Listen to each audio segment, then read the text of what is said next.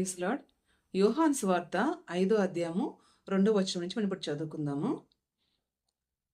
యెరూషలేములో గొర్రెల ద్వారం దగ్గర హెబ్రీ భాషలో బెతెస్దా అనబడిన ఒక కోనేరు కలదు. దానికి 5 మంటపములు కలవు.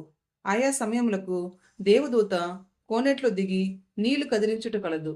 నీరు కదిలించబడిన పిమ్మట మొదట ఎవడు దిగునో వాడు ఎట్టి వ్యాధి గలవాడేనను బాగుపడును గనుక ఆ మంటపంలో రోగులు, గుడ్డివారు, కుంటివారు, ఊచకాలు చేతులు గలవారు గుంపులుగా పడి ఉండిరి. అక్కడ 38 ఏండ్ల నుండి వ్యాధి గల ఒక మనుష్యుడుండెను. యేసు వాడు పడి ఉండుట చూచి వాడప్పటికి బహుకాలం నుండి ఆ స్థితిలో ఉన్నాడని ఎరిగి, స్వస్థత పడగోరుచున్నావా అని వాడిని అడగగా, ఆ రోగి, అయ్యా, నీళ్లు కదిలింపబడినప్పుడు నన్ను కోనేటిలోకి దించుటకు నాకు ఎవడనూ లేడు గనక నేను వచ్చినంతలో మరి ఒకడు నాకంటే ముందుగా దిగునని ఆయనకు ఉత్తరమిచ్చెను. యేసు, నువ్వు లేచి నీ పరిపెత్తుకొని నడవమని వానికి చెప్పగా, వెంటనే వాడు స్వస్థ నొంది తన పరిపెత్తుకొని నడిచెను. ఇక్కడ ఏంటి స్టోరీ అంటే, ఇక్కడ బెతెస్దా అనబడిన కోనేరు ఉంది. ఆ కోనేరులో వాటర్ ఉన్నాయి. ఆ వాటర్ని మార్నింగ్ వచ్చి ఒక దేవదూత వాటర్ని కదిలిస్తుంది అనమాట. దాంట్లోకి ఎవరు ముందుగా దిగితే ఫస్ట్ ఒకే ఒకరికి ఛాన్స్, వాళ్ళకి స్వస్థత వస్తుంది. సో ఇది అక్కడ విషయము. ఇక్కడ ఏమైందంటే, ఇట్లా ఇట్లా ఒక సొల్యూషన్ ఉందంటే అనేక మంది రోగులు అక్కడ వచ్చి ఉంటారు కదండి. చాలా కాంపిటీషన్ ఉంటుంది. చాలా మంది రోగులు అక్కడ ఆల్రెడీ వెయిట్ చేస్తున్నారు. ఒక రోజుకి ఒకరికి మాత్రమే ఛాన్స్ ఉంది. అట్లా గుంపులుగా జనాలందరూ వచ్చి ఆ మంటపం చుట్టూ ఉన్నట్టు వాక్యంలో రాయబడింది. అయితే ఇక్కడ ఒక వ్యక్తి గురించి మనం చదువుదాము. ఒక వ్యక్తికి పక్షవాయువు అంటే పెరాలిసిస్ అనమాట. పెరాలిసిస్ వ్యాధితో బాధపడుతున్నప్పుడు తను మామూలుగా అంటే ఈ పెరాలిసిస్లో ఏమవుతుందంటే, అంటే కాళ్ళు చేతులు కదిలించడం కష్టమైపోతుంది. నార్మల్గా రొటీన్గా డే టు డే లైఫ్లో మన పనులు మనం చేసుకోలేకుండా అలా బెడ్ మీద పడుకునే స్థితి వచ్చినప్పుడు ఎవరికైనా చాలా బాధగా అనిపిస్తుంది. అంటే ఆ సిచ్యువేషన్ని ఫేస్ చేయడం చాలా కష్టం అనమాట. పేషెంట్లను చూస్తుంటాం కదా. సో ఇప్పుడు ఇతనికి ఇంత పెద్ద ప్రాబ్లం వచ్చింది. తర్వాత తనకు తెలిసింది ఎవరి ద్వారా ఈ బెతెస్దా కోనేరు గురించి. తనైతే అక్కడ చేరుకోవాలనుకున్నాడు. తనకి సహాయం చేయడానికి ఎవరు లేరని ఇక్కడ బైబిల్లో వాక్యంలో రాయబడి ఉంది. మరి ఎవరిని హెల్ప్ అడిగాడు తెలియదు, కానీ మొత్తానికి అక్కడ వరకు అయితే చేరుకోగలిగాడు.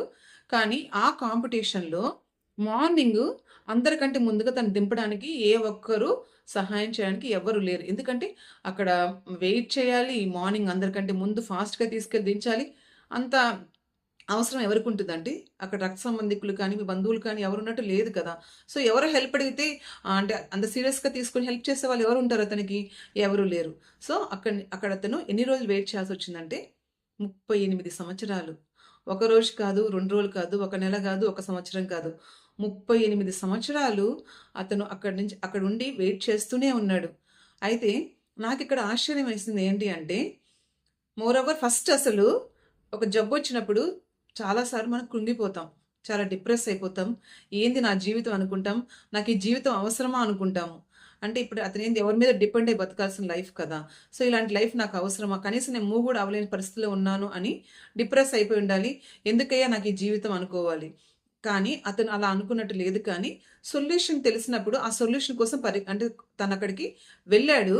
వెళ్ళిన తర్వాత అక్కడ తనకి ఎవ్వరు సహాయం చేసేవాళ్ళు లేకపోయినా ప్రతిరోజు రేపు నాకు అద్భుతం జరుగుతుందేమో, రేపేమో, ఇంకొక రోజేమని అతను వెయిట్ చేస్తూనే ఉన్నాడు. ఎక్కడ విసుగు చెందినట్టు కానీ, ఇక నా వల్ల కాదులే, ఈ ప్రయత్నంలో నేను స్వస్థత పడనులే అని స్వస్థ పడే అవకాశము నాకు లేదు అని అనుకోకుండా తను బ్యాక్ కూడా వెళ్ళిపోయి ఉండొచ్చు.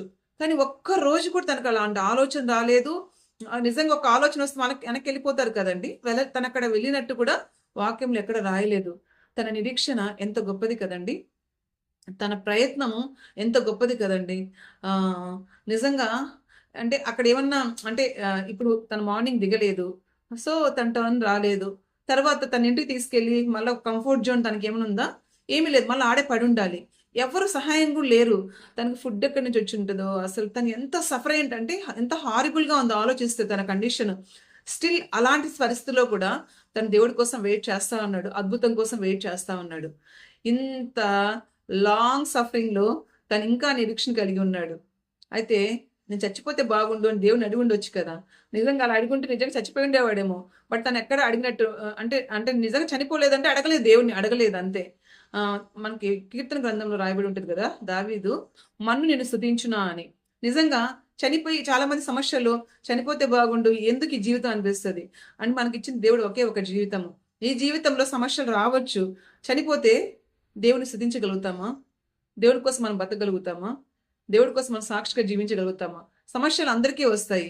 కానీ ఆ సమస్యల్లో ధైర్యంగా నిలబడడము మెయిన్‌గా ఏంటి అంటే ఆహ్, అంటే ఒక హోప్‌తో, ఒక హోప్‌తో మనం నిరీక్షించడం అనేది ఇక్కడ చాలా ఇంపార్టెంట్.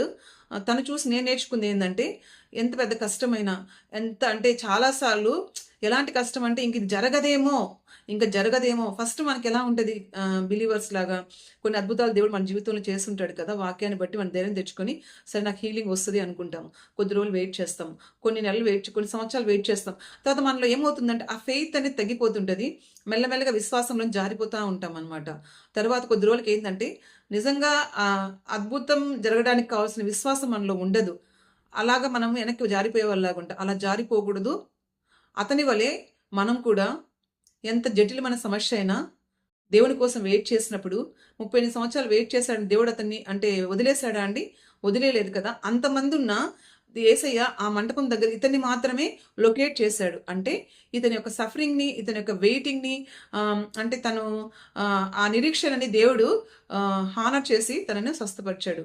ఇతను చేసిన దేవుడు మనకు చేయడా? అయితే మనలో ఉండాల్సిందేందంటే నిరీక్షణ. సో, నిరీక్షణతో వెయిట్ చేస్తే దేవుడి కోసము మనకు ఖచ్చితంగా అద్భుతం జరుగుతుందని నమ్ముతున్నాను. వెయిట్ చేద్దామా మన సమస్యల దేవుని కొరకు? Praise the lord.